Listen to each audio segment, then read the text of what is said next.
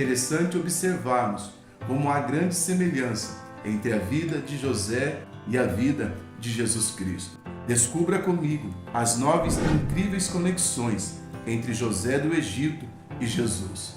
Mas antes, toque no botão preto logo abaixo e inscreva-se aqui no canal, pois postamos devocionais e estudo bíblico para que você possa se aprofundar na palavra de Deus.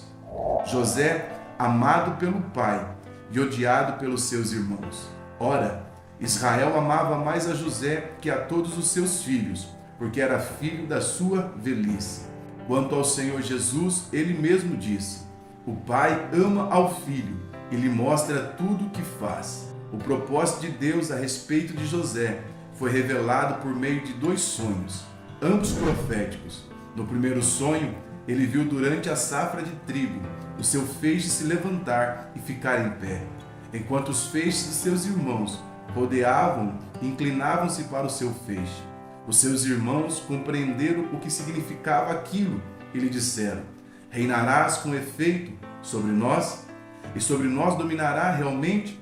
Por isso o odiaram mais por causa dos seus sonhos e pelas suas palavras. O segundo sonho confirmou a profecia do primeiro.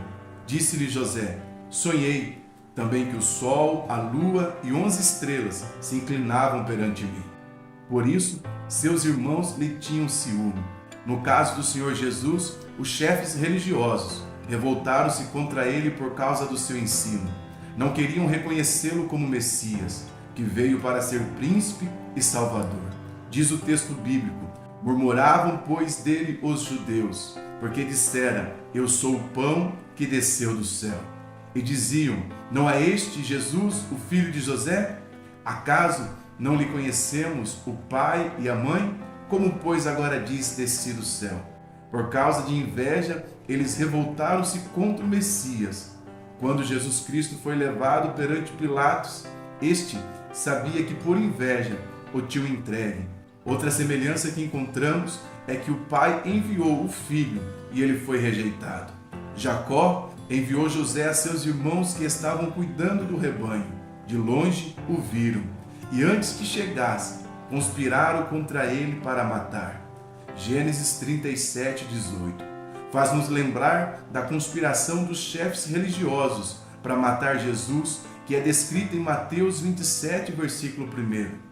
Na história de José, há uma série de acontecimentos que pode representar fatos da morte de Jesus Cristo. Os irmãos de José queriam matá-lo para dar fim aos seus sonhos proféticos. Porém, seguiram o conselho de Rubem, despiram a túnica dele e o lançaram numa cisterna vazia. Mataram um bode e molharam a túnica no sangue. Jacó ficou convencido de que seu filho fora rasgado e morto por uma fera. José foi vendido aos ismaelitas por 20 moedas, que era o preço de um escravo naquele tempo.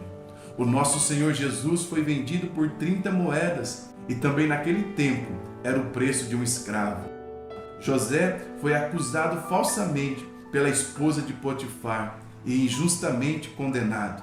O que aconteceu também com Jesus, nos capítulos 26 e 27 de Mateus. A mudança na vida de José aconteceu quando ele foi tirado da prisão, isto é, símbolo da ressurreição de Cristo, pela qual foi exaltado por Deus para ser príncipe e salvador.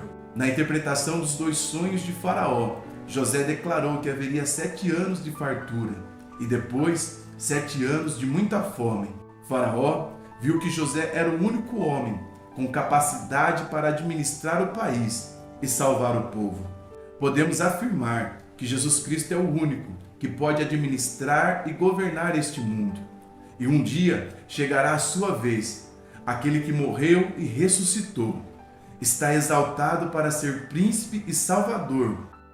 A exaltação de José por Faraó. Ele foi feito administrador. Disse-lhe Faraó: administrará a minha casa. O salmista, falando a respeito de José, escreveu: constituiu-o senhor da sua casa e mordomo de tudo que possuía. Em Atos, capítulo 2, versículo 36, lemos que no dia de Pentecostes, Pedro declarou: que é esse Jesus que vós crucificastes, Deus o fez Senhor e Cristo. O Senhor Jesus, em João 5,36, falou acerca das obras que o Pai lhe havia confiado. E em João 5,22, ele disse que o Pai a ninguém julga, mas ao Filho confiou todo o julgamento. Disse mais Faraó a José: vês que te faço autoridade sobre toda a terra do Egito. O Senhor Jesus disse aos seus discípulos: toda a autoridade me foi dada no céu e na terra. Faraó honrou a José.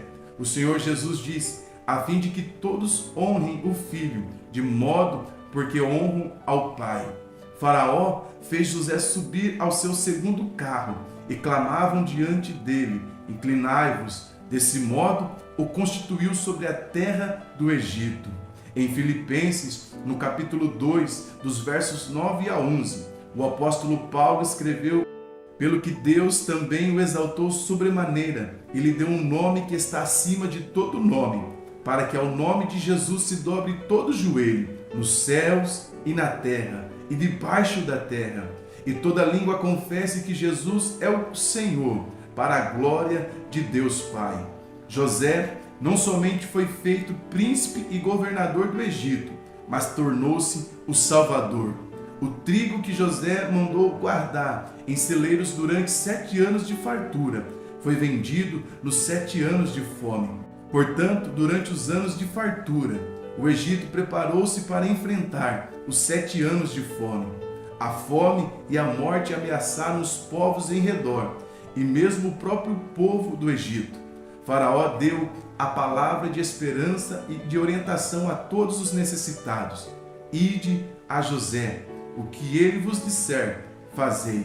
A mensagem de esperança para os necessitados espirituais é o convite de Jesus Cristo: vinde a mim.